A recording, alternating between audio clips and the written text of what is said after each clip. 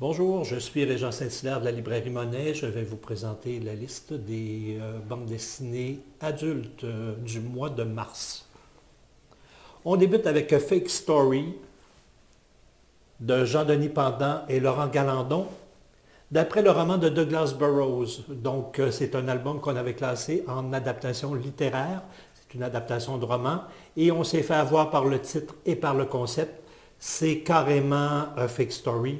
C'est pas adapté d'un roman, car Douglas Burroughs n'est pas un romancier.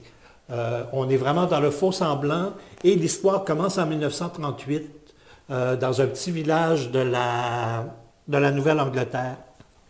C'est le soir de la présentation du fameux La guerre des mondes de Orson Welles à la radio de CBS, donc qui avait semé en fin de compte l'émoi parce que plusieurs personnes croyaient que c'était vraiment une invasion d'extraterrestres. Et ce soir-là, dans un petit village de Nouvelle-Angleterre, il y a deux adultes, un père et une mère qui vont se faire assassiner. Le pressentiment que c'est leur fils qui les a assassinés. Lui, en fin de compte, se serait tiré une balle dans l'abdomen. Il est dans le coma à l'hôpital. Un journaliste, des membres dirigeants de CBS envoie un écrivain, Douglas Burroughs, pour essayer de voir ce qui se passe. C'est un ancien journaliste. Donc là, il va arriver là, va mener l'enquête.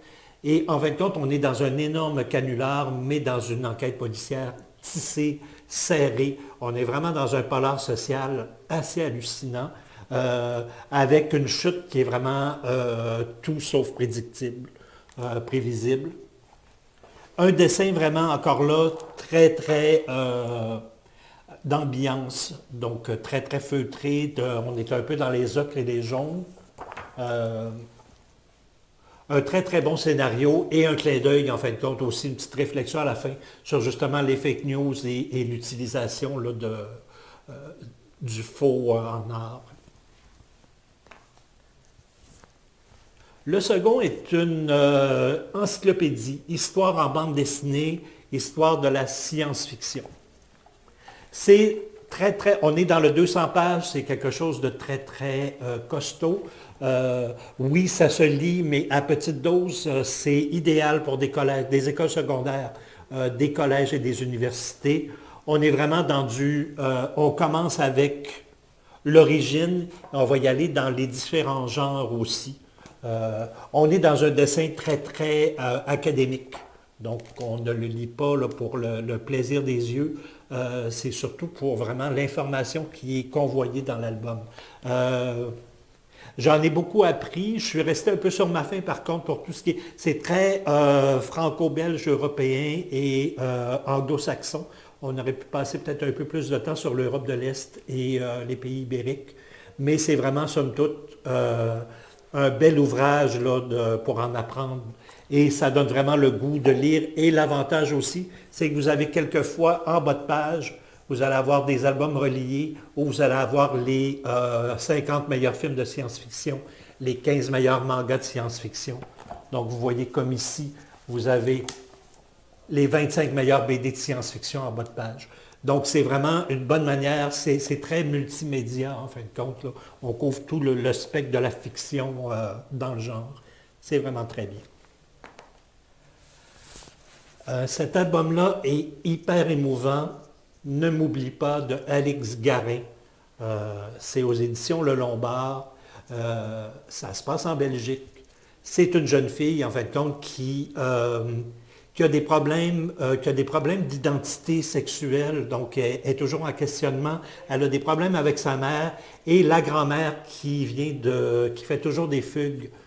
Donc, il la place dans un institut spécialisé et elle continue à faire des fugues. Il faut qu'elle aille retrouver son père et sa mère. Donc, la jeune fille va kidnapper sa grand-mère et va essayer de l'amener pour justement essayer de faire le déclic. Donc, on est vraiment dans une quête d'identité, un dessin vraiment tout feutré, une relation petite fille-grand-mère qui est hyper attachante.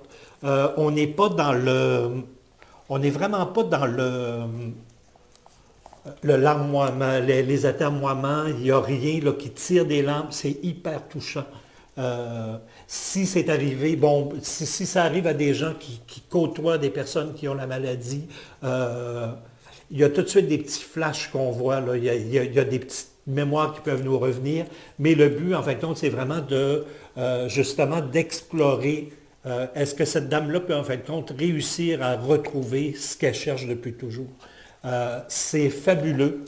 C'est une espèce de road movie.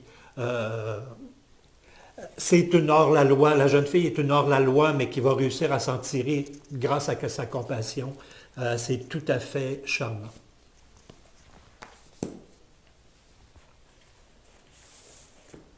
Ensuite, une biographie. Bon, les éditions Glénat ont une collection 9,5. C'est une collection d'albums sur le cinéma.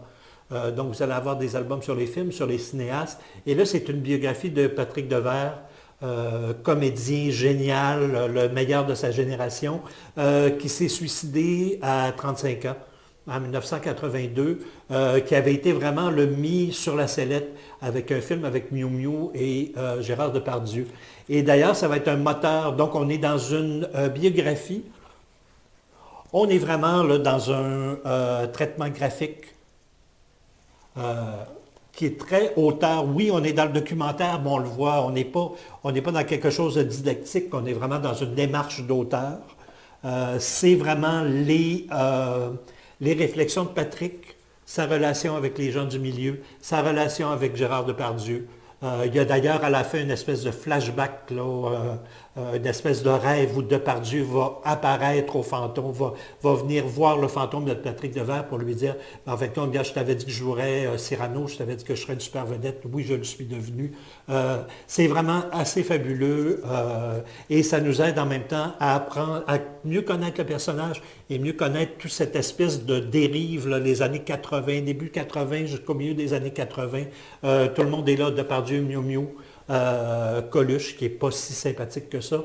Donc, c'est un portrait très lucide du milieu du cinéma français de l'époque.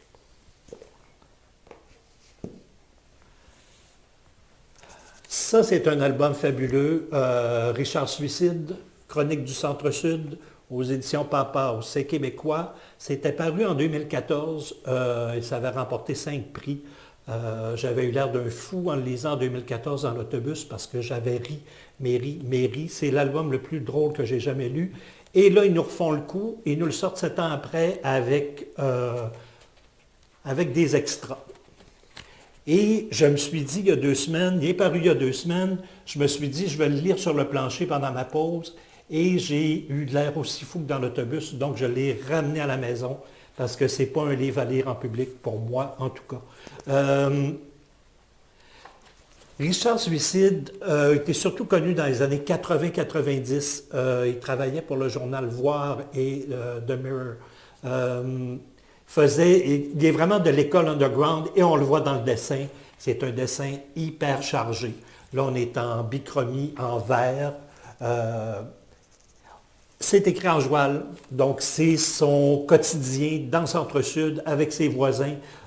Son voisin, le bison, qui boit à longueur de journée. Donc on est vraiment dans du quotidien sublimé, une espèce d'essai anthropologique bidon. C'est vraiment fabuleux. Les dessins on est dans le dessin underground. Et à un moment donné, il y a vraiment un tour d'horizon de l'évolution du quartier Centre-Sud, avec le roi du cornet qui fait tout sauf des cornets de crème glacée, l'ancien Rossi, un pawn shop. Donc, c'est vraiment très, très drôle. C'est vraiment un album là, qui était dans mon top 10 de 2014, qui va être dans mon top 10 de 2021 également. C'est vraiment un incontournable.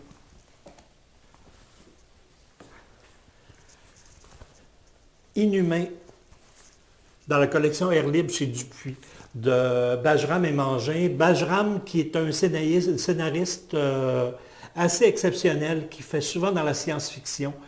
Dernièrement, avait délaissé le scénario. Mangin, c'est son épouse, donc ils écrivent le scénario à 4 mains et les dessins sont de Rochebrune. On est dans une science-fiction philosophique qui est presque un hommage à l'enfer de Dante. Les dessins sont vraiment fabuleux. Donc, c'est une mission spatiale, une mission d'exploration pour essayer de trouver une planète habitable. Il trouve une planète, évidemment, ça va mal aller et le vaisseau va s'écraser dans l'océan.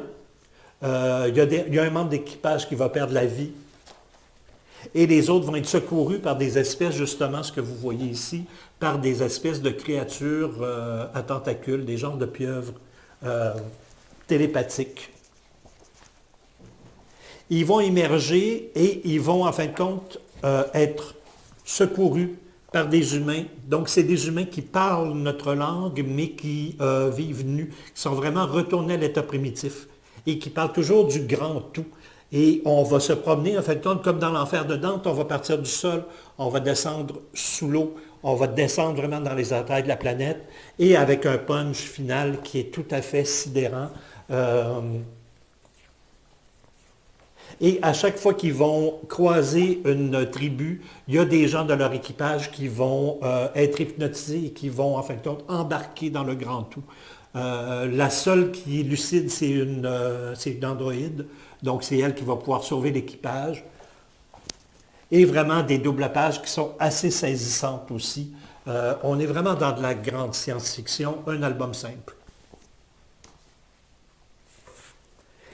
Et le dessert, Oleg, de Frédéric Peters. Frédéric Peters qui avait fait il y a 20 ans Les Pilules Bleues, BD autobiographique sur le sida, sa rencontre avec sa femme. Entre-temps, il a fait beaucoup d'albums, il a fait du western, il a fait de la science-fiction. Là, il revient à l'autofiction, mais à la troisième personne. Oleg, c'est Frédéric Peters. Un écrivain un peu désabusé, et là, vous voyez, c'est vraiment son style. Donc, du noir et blanc. On retrouve vraiment là, le Frédéric Peters des Pilules Bleues. Écrivain en panne d'inspiration, un peu désabusé par les réseaux sociaux, par l'évolution de la société, par l'ultraconservatisme, la culture woke.